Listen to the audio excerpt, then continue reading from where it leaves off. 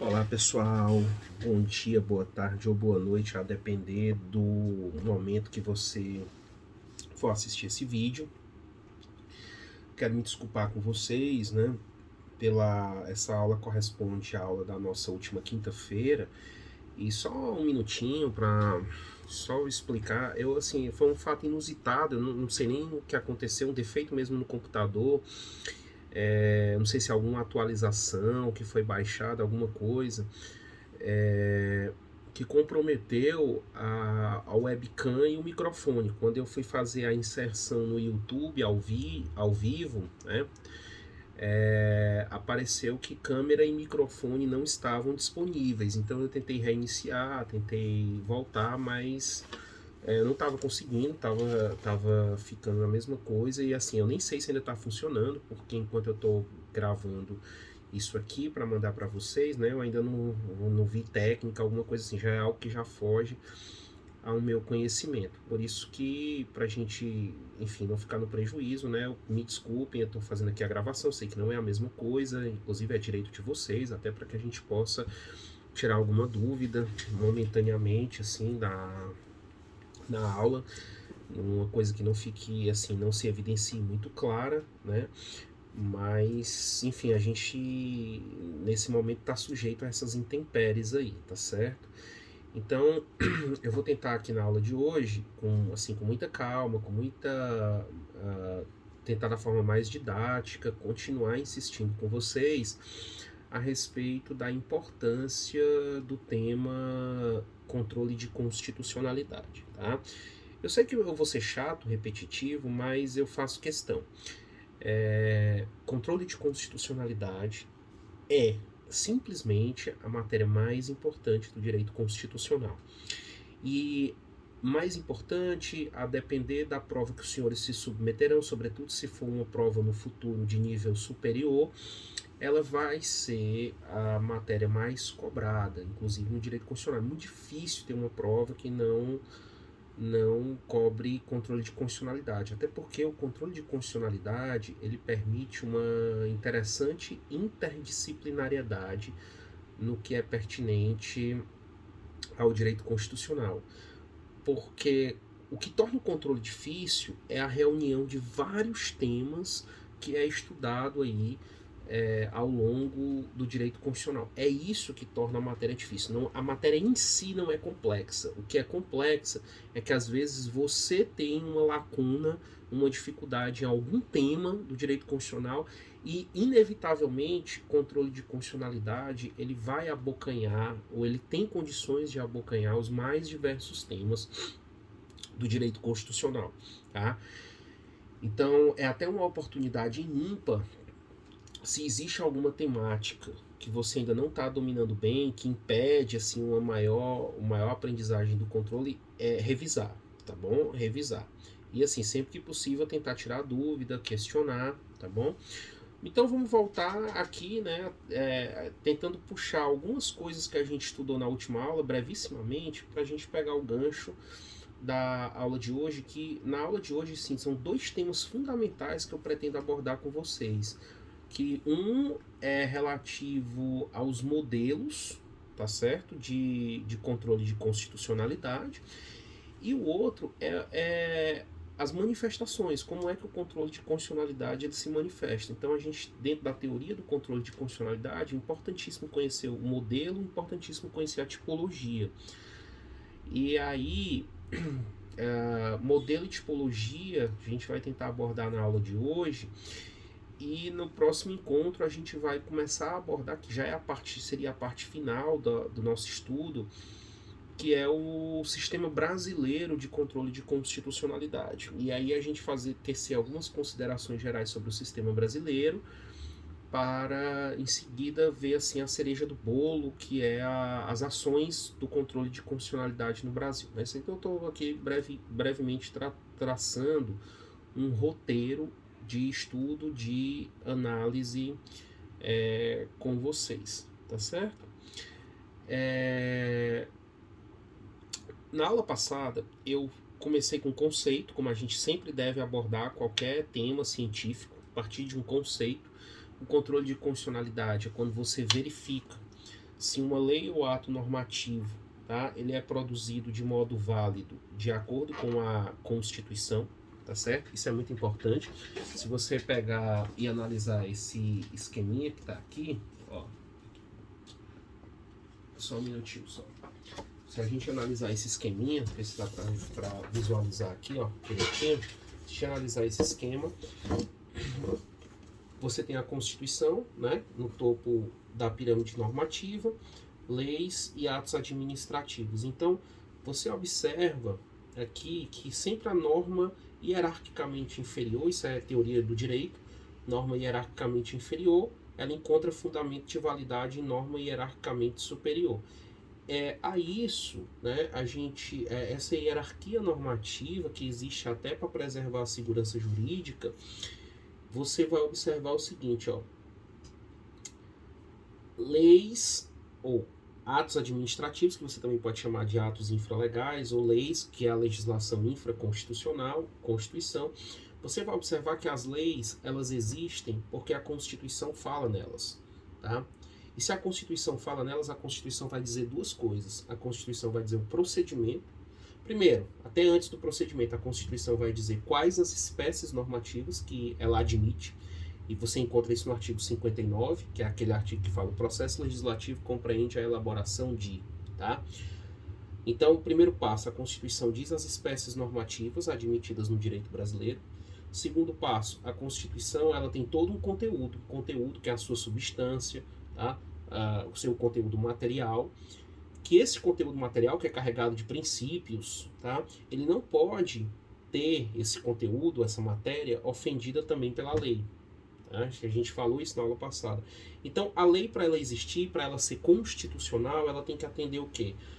Os requisitos para sua existência, tá certo? Os requisitos da sua elaboração, e ela não pode, essa lei, ofender conteúdo da Constituição. Porque se houver esse desacordo, estaremos aí possivelmente diante da chamada inconstitucionalidade. Então, observe o conceito. Controle de constitucionalidade é quando o intérprete faz uma verificação se uma lei ou ato normativo foi produzida de modo válido segundo as regras constitucionais. Perceba que esse é um conceito de formulação muito simples, né? Um conceito que não tem maiores dificuldades. Fazer controle de constitucionalidade é fazer uma análise sob uma perspectiva formal, procedimental, e uma perspectiva material, tá? Acerca do conteúdo dessa lei. Porque se o conteúdo ou o procedimento violar a Constituição, essa é a inconstitucionalidade. Como é que um procedimento viola? Tem inúmeras situações, inúmeras. A gente vai abordar algumas até hoje, mas só para a gente continuar nessa introdução, uma hipótese do procedimento ser contrariado. A Constituição faz uma reserva de certas matérias para serem tratadas por lei complementar. Exemplo, inelegibilidade, tá? Que está lá no artigo 14, que fala dos direitos políticos. Matéria que trata de inelegibilidade tem que ser tratada por lei complementar. Se ela for tratada por lei ordinária, isso é uma inconstitucionalidade formal, tá bom? Se vem uma lei, tá certo, que viola conteúdo constitucional, você vai estar diante de uma inconstitucionalidade material. Eu sempre gosto do exemplo, foi o exemplo que eu utilizei na aula passada, da questão da tortura, porque me parece bem didático. Artigo 5º, inciso 3º, né? Ninguém será submetido à tortura nem a tratamento desumano ou degradante. De modo que se vem uma lei que traz uma hipótese em que o Estado poderia torturar um indivíduo, você estaria diante de uma inconstitucionalidade material porque viola o conteúdo. Mas se você quiser outro exemplo, considerando esse último caso que nós tivemos agora, né? Esse caso do assassinato Tô falando assassinato com base no que está sendo divulgado, né? Porque eu tenho muito cuidado e muito critério em abordar qualquer assunto que eu não tenha um conhecimento direto. Eu não tenho um conhecimento mais formal, né? Eu, como advogado, eu costumo até, para falar alguma análise, eu preciso ter acesso aos autos. Eu não sou daqueles que emite uma opinião reproduzindo as opiniões que estão aí. Mas com base no caso dessa morte desse senhor, lá no supermercado Carrefour, lá no Rio Grande do Sul, tá? Então, tá tendo um debate se houve racismo, se não houve racismo. O delegado se manifestou dizendo que não foi, em princípio, um crime de racismo. Mas, enfim, certos setores afirmam que foi, até porque teve o imbróglio do cometimento no Dia da Consciência Negra, né? Aí, enfim. Mas vamos só para apimentar o nosso debate, já que o tema em si trata de racismo. Imaginemos que o legislador venha a criar uma hipótese na Lei 7716 de 89, que é a chamada Lei KO, ou é a lei que pune os crimes contra o racismo. Tá? Imaginemos que o legislador altera essa lei no sentido de colocar que o crime de racismo ele prescreverá no prazo de 10 anos. Tá? Você estaria diante de uma inconstitucionalidade material, por quê? Porque o texto constitucional já fala que os crimes de racismo eles são o quê? Imprescritíveis. Né? Os crimes de racismo são imprescritíveis. Tanto os crimes de racismo quanto os crimes relacionados à ação de grupos armados, civis ou militares. São crimes que o ius puniendi não desaparece pelo decurso do tempo. Então, se o legislador altera essa lei no sentido de criar uma hipótese de prescritibilidade dentro de uma legislação do crime de racismo, você está diante de uma inconstitucionalidade material por violação a conteúdo constitucional. Então, essa introdução é muito importante. Eu já falei na aula passada, mas se eu estou insistindo é porque é importante. Seria o ABC, tá, do direito constitucional. As formas como as inconstitucionalidades elas surgem, no aspecto formal e no aspecto material. Agora eu vou criar uma observação aqui, que é é como se fosse um quadradinho assim. Se fosse um livro, eu colocaria isso num quadradinho. Acho que eu não falei na aula passada, até de propósito, porque como já é mais avançado, eu estou deixando para explorar agora, tá? A aula passada era mais elementar sobre o controle de constitucionalidade. Mas eu sempre costumo nas minhas aulas, vocês já acompanham isso há algum tempo, eu começo com uma parte mais objetiva, mais simplificada, porque tem gente que nunca teve contato com a matéria, mas eu também me preocupo com aqueles que já têm uma noção ou aqueles que pretendem aprofundar os estudos. E aí, para aqueles que pretendem aprofundar o seu estudo, vem o seguinte: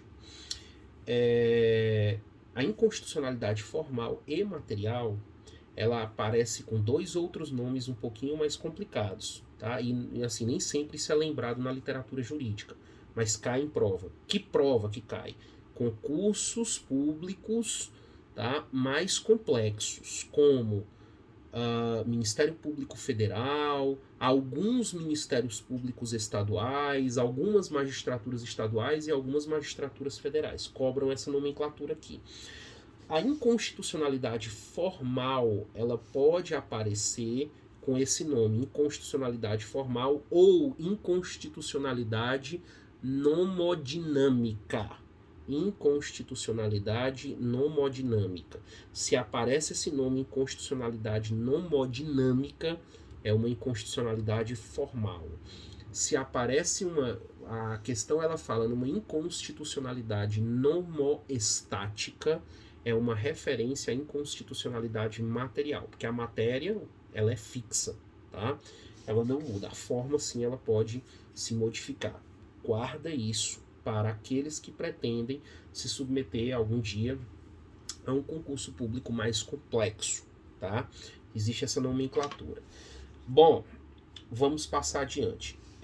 Uma recapitulação em relação à aula passada, que você não deve esquecer a questão das normas constitucionais no tempo, ou o chamado direito ordinário pré-constitucional, que é isso, são as legislações que estavam em vigor antes da promulgação de um texto constitucional. Então, pedi que vocês imaginassem aquela régua, Constituição bem no meio, né? Leis que foram elaboradas, que foram sancionadas, foram publicadas antes de 5 de outubro de 88, e as que foram posteriormente a essa data. Você tem uma pequena diferença aí em relação ao trato da inconstitucionalidade, tá bom? Existe uma pequena diferença. Essa pequena diferença, ela se dá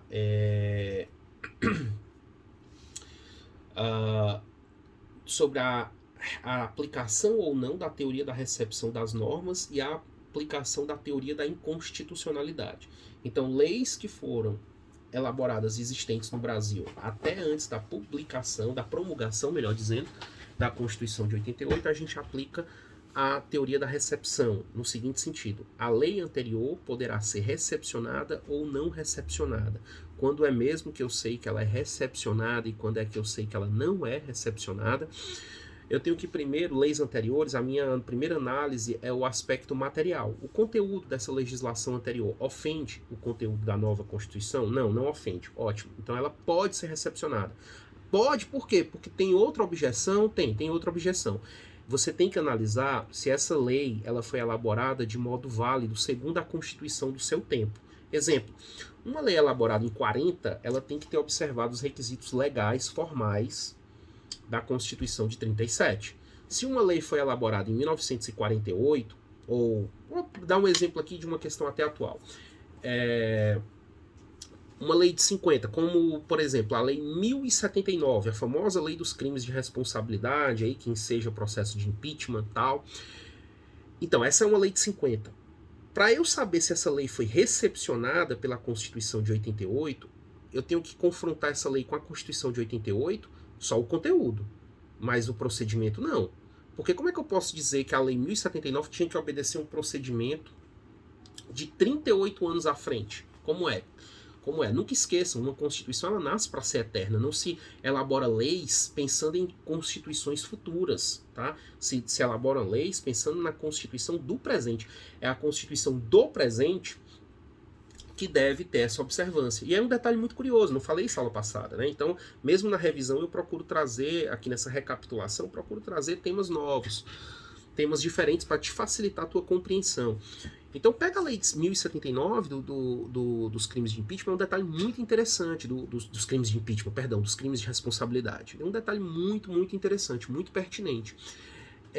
Olha só, essa lei ela foi elaborada de acordo com que Constituição? Se a lei é de 50, eu vou procurar a Constituição do seu tempo. A Constituição era de 46, a Constituição da redemocratização do Brasil, do pós-Segunda Guerra, né? E aí veja que detalhe interessante. A Constituição de 46, no caso do impeachment, dizia que quem formulava a acusação contra o presidente por crime de responsabilidade era a Câmara. É assim atualmente? Não, não é assim atualmente. Quem acusa e quem julga é o Senado da República. Qual é o papel da Câmara atualmente no processo de impeachment? O papel da Câmara é autorizar o processamento. É permitir. Olha, a maioria dos 2/3, tá, presidente? Você pode ser agora processado por crime de responsabilidade. Só quem vai te processar é o Senado Federal. Tá bom? Eu só autorizei. Atualmente é assim. Tá? Então, se você pegar a Lei 1079, várias partes dela, se eu não me engano, o artigo 14, mas eu posso estar enganado.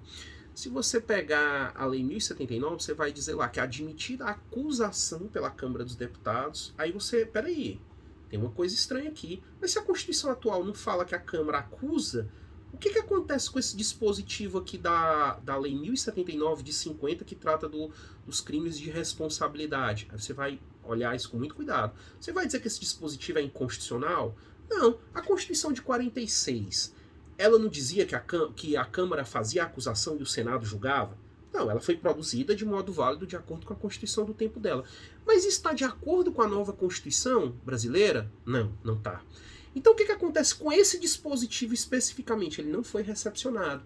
Daí, quando tivemos até os processos de impeachment em 92 do ex-presidente Fernando Afonso Collor de Mello, 2015 da ex-presidente Dilma Vana Rousseff, os casos eles foram judicializados e o Supremo até se manifesta sobre esses casos. E muitas vezes o Supremo vai dizer, olha, a Lei 1079 ela foi parcialmente recepcionada. Por quê? Porque aquilo que não ofende a Constituição de 88 e foi produzido de acordo com a Constituição do seu tempo, pode entrar, maravilha, tá tudo certo, não tem problema nenhum, tá? Essa nova lei ela só passa a encontrar um novo fundamento de validade, que é a Constituição vigente, tá? Mas tudo bem, mas naquilo que está em desacordo, fica para trás. Tá lá na lei, porque o judiciário ele não pode revogar a lei, né? A gente sabe que o legislativo é que tem esse papel. Então cabe ao legislativo, em algum momento, reformar a lei. Tá? O judiciário ele cabe fazer essa análise de controle de constitucionalidade e dizer, não, peraí, essa lei aqui, essa parte da lei não foi recepcionada. E a recepção, ela pode ser, é muito difícil, mas já tem casos, de que uma lei integral deixa de ser recepcionada. Eu dei esse exemplo na aula passada, que é a lei de imprensa, ela integralmente não foi recepcionada, né? Lembra até que a colega Valclênia me ajudou, colacionou lá o número da lei. Então, aquela lei, ela não foi recepcionada, a lei inteira.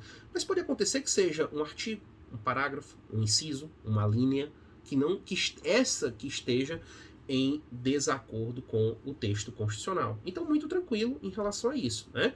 Então, leis anteriores à Constituição, a gente vai analisar se ela foi recepcionada ou não. Se não tiver sido recepcionada, tudo bem, não se aplica, embora ela esteja em vigor, tá bom? Mas ela não tem aplicabilidade, ok? Agora, o que interessa pra gente agora? As leis elaboradas, no caso brasileiro, né? De 5 de outubro em diante, essas sim, porque essas já tem que obedecer o procedimento da Constituição vigente, da Constituição atual, Constituição de 88. Então a gente analisa o aspecto formal, a gente analisa o aspecto material para saber se essa legislação ela foi devidamente elaborada de modo correto, segundo as regras estabelecidas pelo direito do momento, o direito dominante, que é aquele trazido pelo Constituinte originário de 87 e 88, tá bom?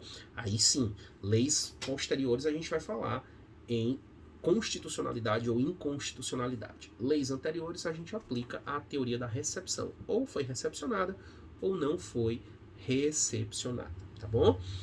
Tá, isso foi estudado também na aula passada. E eu estava terminando a aula passada, já com vocês na parte final, e a gente estava falando sobre a origem do controle de constitucionalidade, né? A origem. E eu dizia, e vale a pena repetir, que o controle de constitucionalidade ele não foi uma criação de um doutrinador, tá? Ele não foi uma criação legal, legislativa. A origem, né? A origem do controle não foi uma criação legislativa, ela não foi uma criação doutrinária, mas ela foi fruto de quê? Ela foi fruto de uma decisão, ou melhor, para ficar mais correto ainda, né? Foi fruto de decisões judiciais, mas sobretudo um caso muito específico, muito particular, que foi o caso Marbury versus Madison, caso de 1803. Então, eu contei todo o caso para vocês, né, na aula passada. Quem não tiver visto, dá uma olhadinha, que é importante a gente conhecer esse caso, porque se você entende bem o Marbury versus Madison, tá? Olha, você já pelo menos um modelo que a gente vai estudar hoje, que é o modelo norte-americano, você já consegue entender com muita tranquilidade, com muita facilidade esse modelo aí, tá bom? Seguinte, o Marbury versus Madison, ele foi importante pela repercussão que ele teve, embora ele não seja o primeiro caso que se julgou o controle de constitucionalidade. Eu até chamei a atenção, né? Tivemos o Rayburn's Case de 1792, que foi logo no início ali, bem mesmo no início da Federação Americana, mas ele não teve a repercussão que teve o Marbury versus Madison, e que a partir do Marbury versus Madison é que se começa mesmo a debater com muita ênfase essa ideia de controle de constitucionalidade. Não esqueçam sobre o caso Marbury versus Madison, para eu já começar aqui a entrar com tudo na aula de hoje. A respeito desse caso, não esqueçam o seguinte: o Marbury versus Madison foi aquele caso em que uma pessoa, um cidadão, que tinha sido nomeado como juiz no Distrito de Colômbia, que era o William Marbury, ele, após a mudança de governo e ele não ter tomado posse como juiz, ele ingressa com uma ação, um mandamus, nos Estados Unidos, que é um equivalente ao nosso mandado de segurança.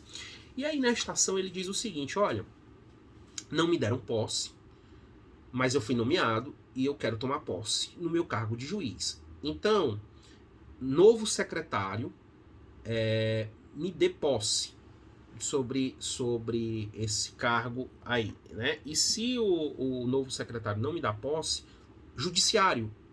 Poder Judiciário, me dê a posse. Se o novo secretário se manter negligente na minha posse, me dê a posse. E aí, essa é uma questão muito complexa, como eu falei para vocês, porque lá nos Estados Unidos, o processo ele foi distribuído, tá,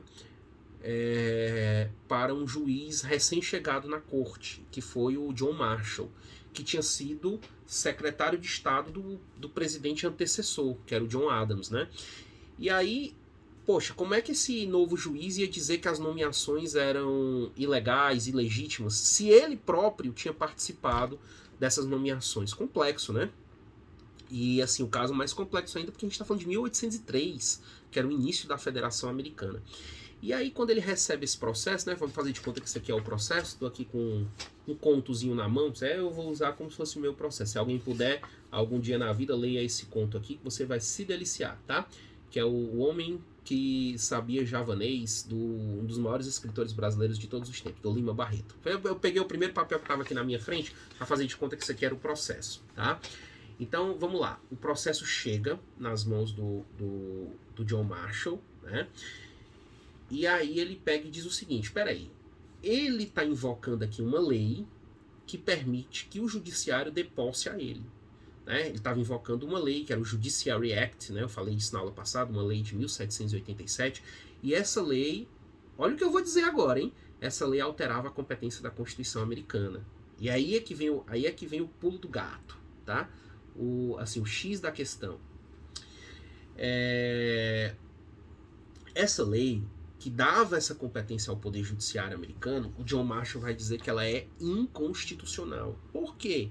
Porque a Constituição americana, assim como a nossa, é uma Constituição do tipo rígida. Lembram disso?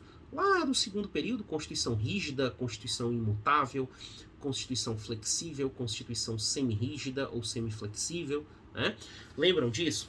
E aí a Constituição norte-americana é uma Constituição do tipo rígida. E constituições rígidas podem ser alteradas por leis, por meras leis infraconstitucionais, tá? Constituições rígidas não podem, não. Pode o quê? Uma Constituição o quê? Flexível. Se a Constituição ela é flexível, ela pode ser alterada por outra lei.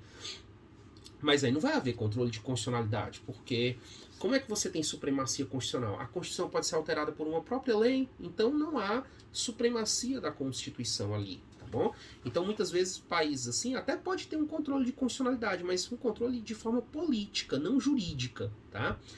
Pois bem, então quando ele recebe o processo, ele diz assim, opa, a nomeação é legítima, né? Mas eu não posso dar posse, porque a lei que diz que eu posso dar posse é uma lei inconstitucional. E essa é uma lei inconstitucional por quê? Porque ela altera a competência da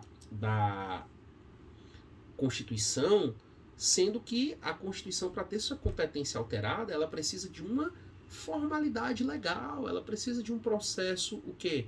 Um processo mais solene, mais dificultoso, que é o quê? Emenda, né? Lá nos Estados Unidos, embora muito menos que a gente, por razões históricas, institucionais, a Constituição americana tem várias emendas, tá? Olha, em torno de 30 emendas, mas a emenda altera, inclui novos direitos lá, enfim, altera o texto, mas isso é feito por emenda, do mesmo jeito que acontece aqui no Brasil. Para a nossa Constituição ser alterada, ela é alterada por emenda.